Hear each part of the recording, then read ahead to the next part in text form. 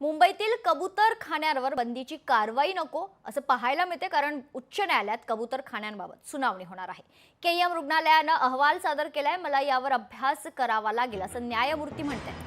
पुढील सुनावणी 7 ऑगस्टला होणार आहे. पल्लवी पाटील यांच्याशी बातचीत केली आहे आमच्या प्रतिनिधी भाग्यश्री प्रधान यांनी. पाहूयात.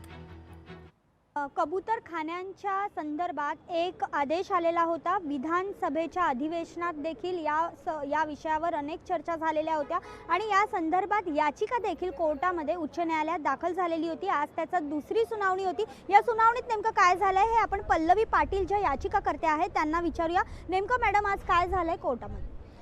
सर्वप्रथम आत्ता तुम्ही जे सांगितलं की एक आदेश आला होता, या आदेशाची प्रत आम्ही मागितलेली आहे. ती आत्तापर्यंत आमच्याकडे आलेली नाही. अशा कोणत्याही आदेशाची प्रत अजून तरी माझ्यापर्यंत आलेली नाही आहे. त्यांना जो जगण्याचा अधिकार आहे तो हिरावून घेतला जातोय आणि मध्यंतरीच्या आता या काळामध्ये